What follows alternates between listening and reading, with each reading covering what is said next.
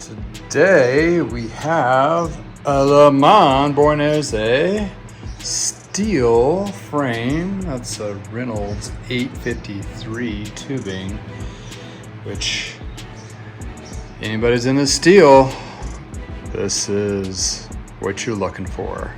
One awesome ride, needs a lot of work as you can see. We're gonna dive into this bad boy after this. Welcome to I Know a Guy Bicycles. Welcome to I Know a Guy Bicycles, hanging out with the guy. Hi, I'm Justin, the guy. Obviously, I have a garage shop. Taking scary how to use bikes one bike at a time. If you like these videos, please like and subscribe. Well, we got ourselves a LeMond steel classic. Yes, early 2000s. These were still made by Trek, but they actually kept the geometry, LeMond's geometry and steel. They're pretty awesome little bikes. I ride a pop rod myself, which is pretty awesome, and also a Buenos Aires, the carbon version of this. So this is an awesome little bike, and there's definitely a cult following for steel bikes, and these are one of them. But unfortunately, they haven't made LeMonds since 2007, 2008. As in the old road bikes. They are making newer LeMonds now, but they're more of like e-bike, kind of made out of Mississippi or somewhere like that. But hey, if you want one of these classic ones, they're a little bit harder to find, a little bit far and fewer between. In addition to, since they are older, sometimes they are in pretty rough shape, or they've been really kind of mixed and matched. So we're going to go over a couple things in general for when you're buying a used bike and what you just got yourself into. I personally, there's 5 things I look for, which you'll be able to check out here, and also have a top 20 checklist too, which is a little more detailed, which is pretty intense, that as well. But mainly your takeaway today is basically you want to inspect the frame and fork, because that's the most expensive lift. You can replace a wheel, a tire, a chain ring, a cassette. You can replace those things. They're not as expensive. But the frame and fork, that basically is the body and soul of the bike. So if that is compromised or damaged, walk away. It's one of those things that you want to make sure the frame and fork is safe. And number one, you want to do your research and make sure you find all the fit information possible, what your body is going to probably fit. And that way it will lead into a bike that in general you can do adjustments to the seat and seat posts and the stem, but fit is the biggest thing. If the frame's too big, it's just too big, walk away. If it's too small, walk away. But you'll just end up buying that, riding it, put money into it, and realize it's a miserable time. You want to make sure it's fit. A bike that's fit correctly is going to give you the best experience possible in riding. That goes mountain, road, hybrid, whatever. Definitely fit is the first thing you're going to be looking at. So we're going to dive into this bad boy and kind of identify the things that were not OEM. This did, I believe, came with the Bontrager Select wheels. These you do have to kind of watch out for because of the paired spoke system. Reason being is the rear, on the rear drive side where the gears are, which is the drive side, that's where they can potentially crack through the frame. So, I inspected it when I was there pretty closely, and I didn't see anything on this one, but on another bike that I did purchase, another LeMond, it did have some cracks, and it's the same model. So by looking at this, you're looking at the drive side, which is the gears, and you're looking for any kind of cracks around where the spoke nipples are in this particular area. So and when I inspected this, I didn't see anything, but it is kind of dirty, so I'm going to have to, once I clean this, give it another thorough inspection when I chew the wheels. So that's going to be something I'm going to be concerned about. Yeah, wheels can be expensive. If you just want to get an inexpensive rear wheel, it's going to cost you like $50 or $60. If you want something that's going to match and as a set, anywhere between $100 to $200. If you're looking at new, like nicer upgraded, that's the sky's the limit. You can get into carbon wheels, $1,000, so you can really invest into it. This also, I did double check the rear skewer does match the front. Sometimes these bikes, since they're older, they become trainer bikes, so you got to watch out for that, knowing that you might have to buy an extra skewer set to be matchy. That's it. Take this cassette out.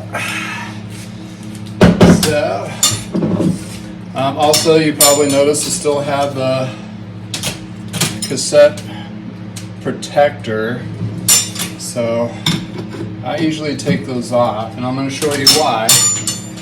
Especially when they get older. If the derailleur is adjusted correctly, you don't need them because that prevents the derailleur from running into the spokes. So we're gonna. This is the reason it's kind of a safety issue I consider. So when they get old and dried out, they're brittle, so they kind of break. And you would hate to have those happen to you while you're riding, with all that force, and get that plastic caught up in there. It might cause you to crash. So it's better just to take that off and then make sure that derailleur is adjusted correctly. Then you're fine. Most avid cyclists, it's kind of the first thing they take off is they call it the dork plate and also the reflectors. But you know, for safety, definitely get running lights so people can see you while you're riding. That's a lot more effective than the reflectors sometimes, especially daytime. If you go into tunnels and that kind of thing. Other cyclists don't have sometimes lights for those reflectors to work, but if you have a running light that kind of blinks, that's really good a safety thing. So there's a gold nugget there for safety, for sure. And that's all this. By the end of the day, safety, safety, safety. I mean, I can't express this even more. It's just one of those things. You want to make sure the bike is safe to ride. If any question, take to the bike shop to have it double checked. Safety check done. Most bike shops will do that. And yeah, you might find something you didn't even think would be a concern. You know, like either the cable's too short, causing you to crash, to, you know, maybe something's not in a bad chain where the link's about ready to pop. You know, you never know. So an extra set of eyes is definitely a good thing to do, for sure. So looking in the chain, looking kind of worn. Yes, I don't have my chain checker with me, so let's take a peek at that. So this is your standard chain checker. You can. This is kind of a overseas knockoff. Same kind of thing. I measured it with the Parks one. Actually, here's the Parks one. So it turned out to be the pretty much. Yeah, it's probably made in the same place. So anyway, whatever works for you budget-wise. It's not something you can be using all the time. You just want to get one. So what you do is you're checking here. And you want to check in a couple spots, and you want to be at 0.5 or less. This is pretty close to 0.5, and looking at it a little bit higher. So with the grime on this and how long or hard it might be to clean, I'm just going to replace the chain. 15-20 bucks lift. That's a pretty relatively inexpensive piece to upgrade, just to make sure it's good to go. So we'll take this guy off. So steel, why is steel such a thing? Well, steel has a flex to it. In other words, it's more comfortable to ride, it absorbs. Yeah, it is a little bit heavier, but higher in chromolys is that nice supple ride. And that's where the titaniums are like the ultimate supple ride. And that's where carbon has really become like the go-between, because titanium could be kind of whippy if it's not built, certain geometries or whatever are built right. It kind of really feels too soft when you're cranking into it. So that's where carbon fiber can build up those areas, keep the lightweight, and also absorb. So, you know, if the carbon frame, then the steel is like that kind of traditional kind of ride. It's, you know, the geometry is one thing, but the actual feel of the frame is definitely there as it absorbs a lot of that, you know, vibration and so forth. So yeah, I had a mountain bike back in the day.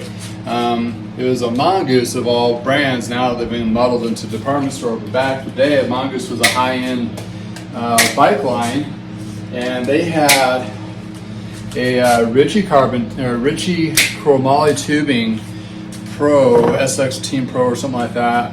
And I raced on the thing. It was super light for a steel frame, and it felt great. I mean, the geometry on it fit me really well versus the other bikes that I've ridden at the time, and it was just amazing. So ever since then, I've been kind of infatuated by steel frames. From mountain to road to cyclocross, what I have now, the things they're a workhorse. And the only thing you got to worry about is the steel frames is rust, but you can pre-treat them if you're in an area that has high humidity. So something to keep in mind on that as well. That's where some people are concerned about bikes rusting out, especially if you're in the Midwest or on the coast. Yeah, that could become a serious concern. There's a product called Frame Saver, which is this stuff here. You can do this to the frame, but I highly suggest a professional to do it, is you gotta strip the frame down just to the frame itself, and then you spray inside and you make sure it cures. And that protects the inside of the frame from rusting from the inside out. So, I did that to mine, and even as a pro mechanic myself, I must have got some on my seat tube, and it kind of seized my seat post in for a while until I was able to get it to break free. But yeah, that's one of those things is a must do if you're in a high humidity area, and it's something to really consider doing to a steel frame to prolong its life for sure. Titanium, you don't have to worry about that. The titanium is not, it doesn't corrode, so that's where the beauty of titanium is. But titanium is more expensive. The material itself is not necessarily that expensive. It's just how they use it for tubing and so forth. And it's one of those things, like titanium used to be kind of a rare metal to utilize, and now they make it. So you think the prices would have come down for titanium, but it's all about demand, right? It's not as popular as like carbon and so forth. So, all those companies, they got to make their money, right? So it's one of those deals. All right, so I do take off ballot cages so I can take a peek what's going on here. This also has a cadence computer, which is cabling all the way down. And as a mechanic, we hated those. Oh my goodness. Talking about an hour of your life you're never going to get back, running those cables just to get the cadence. Now everything's wireless, so that's awesome, and now everything's right onto the watch for most of your needs, unless you want to know your wattage and also your cadence. So depending how level of the cyclist and competitor or what you need to know, the computer technology is kind of quite a bit. Also, Garmin's really huge in the cycling computer world. So also there's a Stages, which is an expensive sensor you can put on the crank arm. When that crank arm keeps track of your wattage and so forth there too. So they're based out of Boulder, I think, Boulder, Colorado. And it's kind of crazy, that you pay, you take your own crank arm, left crank arm, and you send it to them, and they'll install it. It's like $600 or something insane like that. So prices may have come down, but that's what I remember. It all depends. However much you want to put into it, somebody's making something there for you to buy into. But it is valid if you do a lot of cycling. So it's just another benchmark to work yourself off of how fit you are and so forth. But for me, the recreational rider, the watch tech is about 99% as much as I need. Make sure I have a pulse and how far I went. This kind of thing. I'm not going to be racing anytime soon, but I like staying in shape and riding. So there we go. So far, what I've noticed so far, just the recap here. The rear derailleur and the brakes but this came with the FSA front derailleur, which you didn't see very many of these. This is not OEM, and this clamp definitely is not OEM. So to switch out the front derailleur, to switch out the crankset, makes the mechanic wonder what happened. Why is there a different crank, and why is there a front derailleur? The crankset on this would probably have been all Tegra crankset, so it's probably, it's a short cage rear derailleur, so that means it was a double. I'm assuming what happened is something went wrong, chainring got bent or something, took out that crank as well as that front derailleur. So this has definitely been fixed up, hopefully professionally, so it's done correctly. And it's definitely going to be correct now after I work on it. The crank is fine, the front derailleur is fine, but if I have something in stock I'm floating around, which I believe I do, in a front derailleur altogether, at least we'll get the matchy front derailleur on there.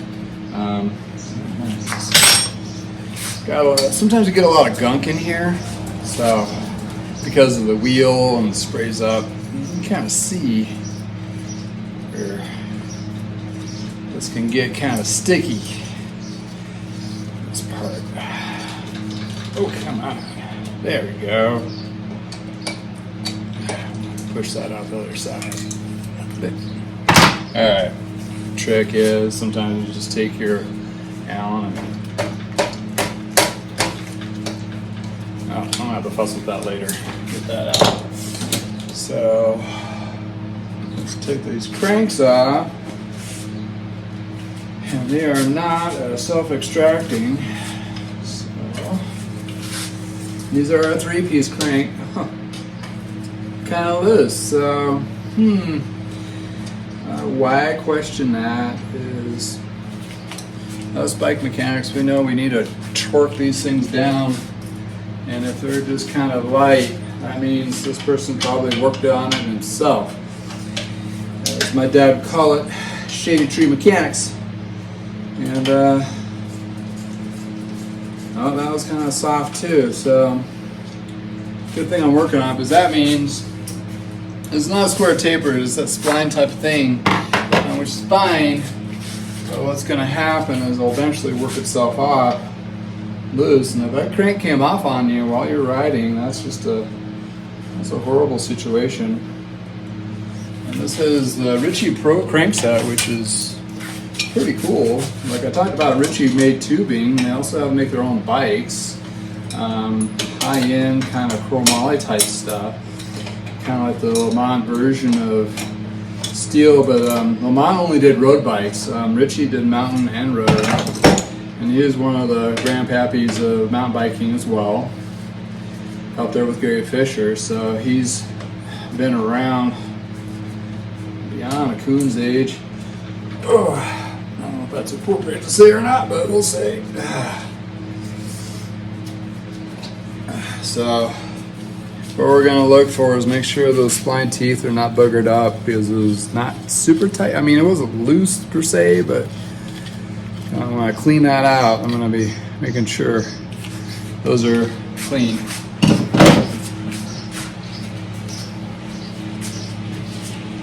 Pick here to make sure this guy, that'll get bound up on my tool, and then we're in a roller. All right. Well, this frame is honestly quite dirty, but is it a diamond or is it a dud?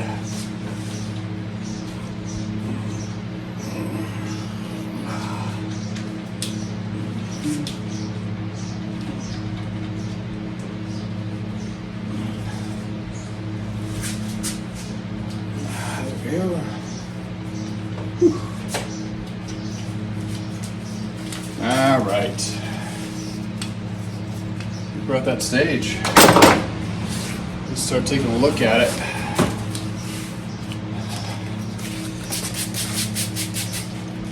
And oh, this is since I spent years putting these Cadence computers on, this is so satisfactory.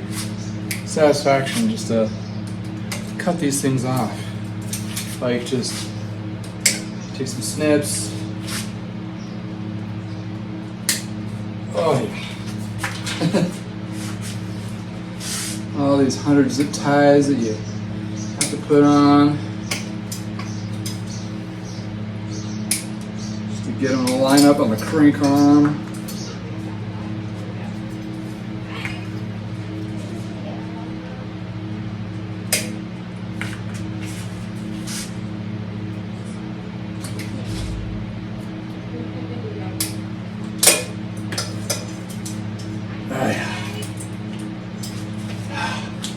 These things.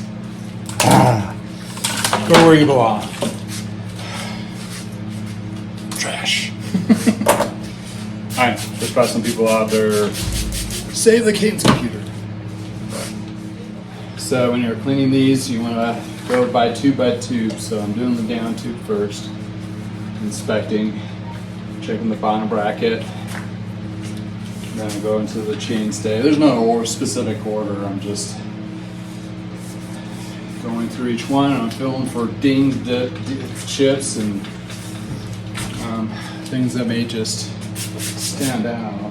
Also, kind of damage to the decaling. Sometimes a little bit, I'll try to fix that from the signature. So be kind of light to that. What happened is, you know, probably put it on a car rack, and the car rack from the top kind of ate up that top tube while it was just hanging there. So I like to kind of try to make sure I get all the, you know, decals. Some people like to strip all the stickers off of the manufacturer.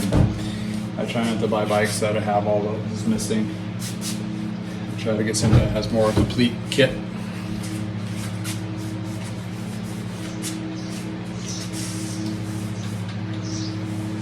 All right.